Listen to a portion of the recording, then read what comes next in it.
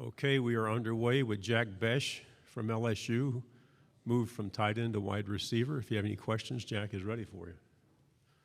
We'll go right here, second row. Hi, Jake. I just wanted to, Tyler Shaw from KBTX and College Station. I just wanted to ask about Brian Kelly, how the team is adjusting, and just how he fits here in his first year at LSU. Yeah, Coach Kelly, he's been awesome. I don't think there was a better fit for our program than him.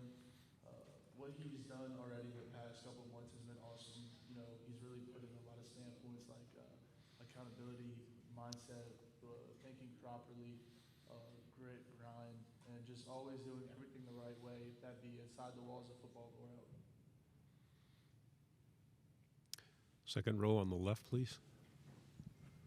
Hey, Jack Ducey, WAFB-TV in Baton Rouge. With NIL and some other things going on, sometimes people say, do college players dream of playing college football as much as they used to? You seem to strike me as a guy who's always dreamed of playing for LSU. Can you speak to that? And then also, it seems like some of these guys who were in the freshman class, Emory Jones, Will Campbell, they share that dream with you.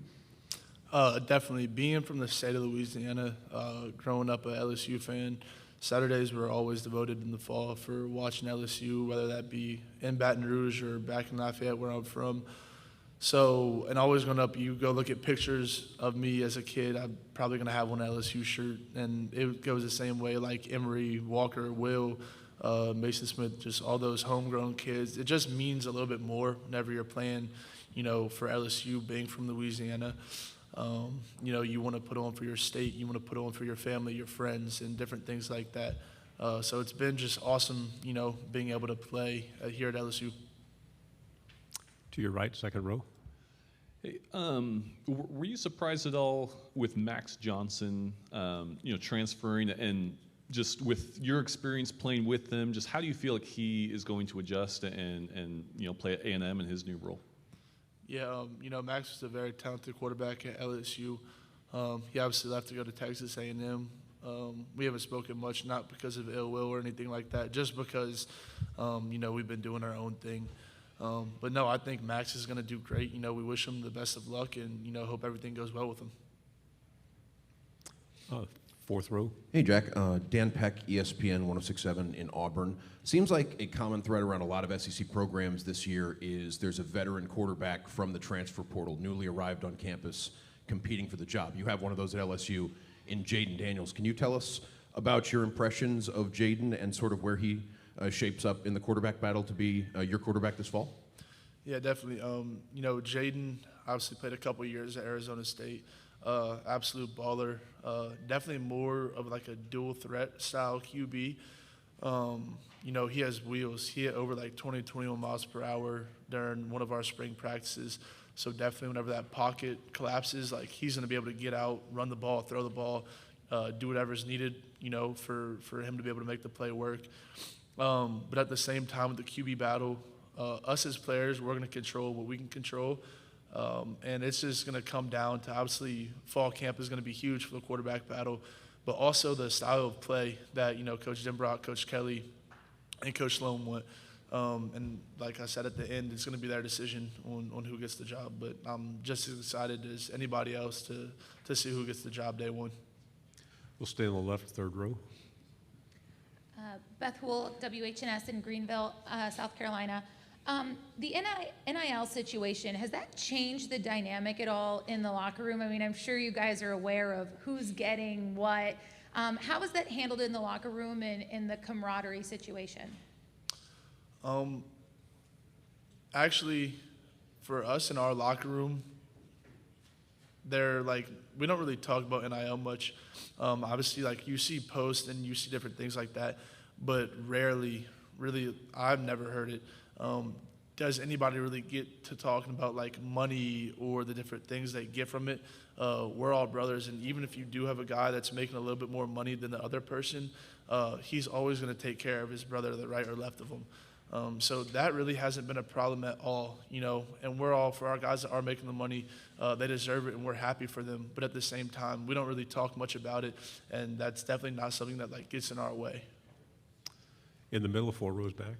Chessa Boucher with WVLA in Baton Rouge. Jack, you were there for Coach O last season. This year you have Brian Kelly, who is, people consider him more of a CEO. Have you seen kind of the transition from that?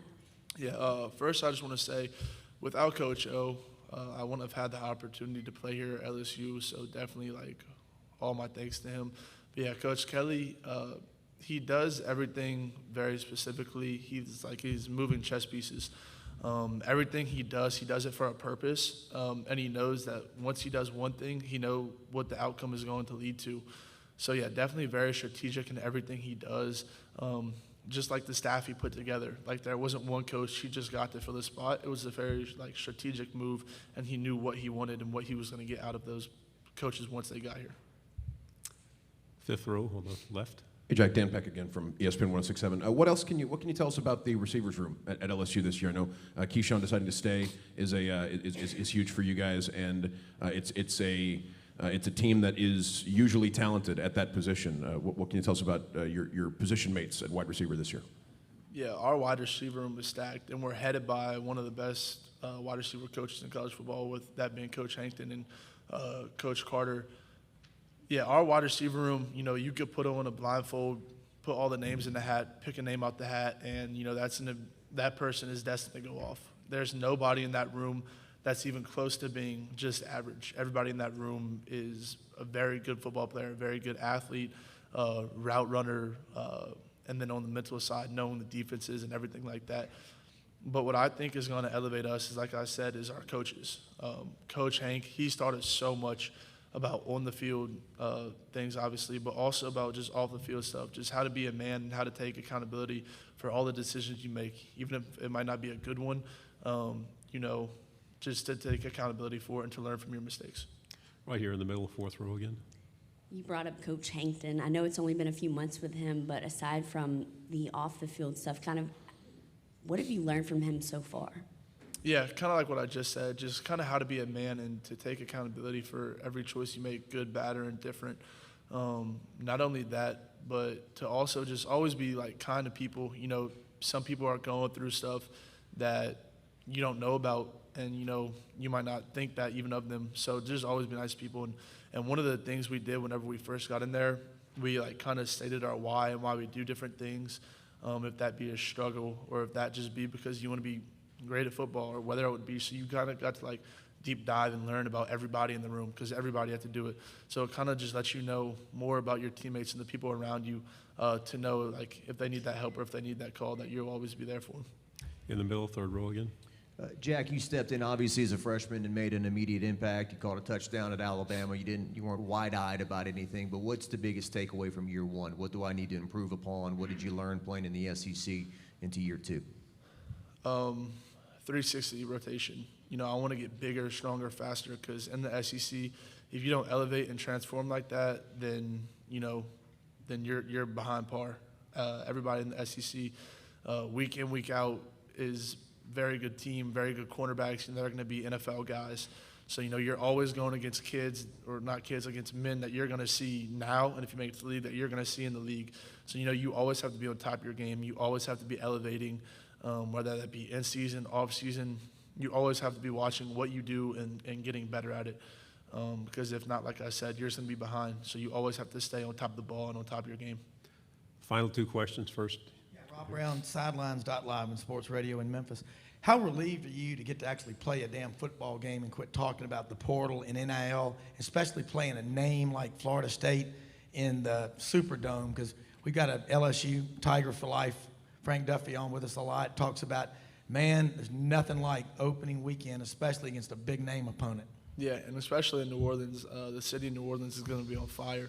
I mean, we're going to have as many fans inside the stadium as we are going to be outside.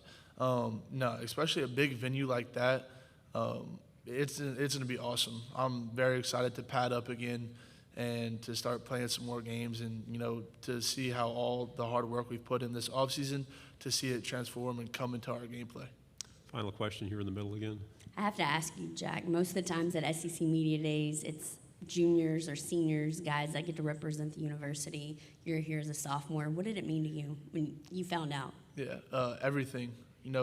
Just the honor to be able to come do something like this, to not only represent my family, but to represent my friends in the university, and the state of Louisiana and all the great people we have there.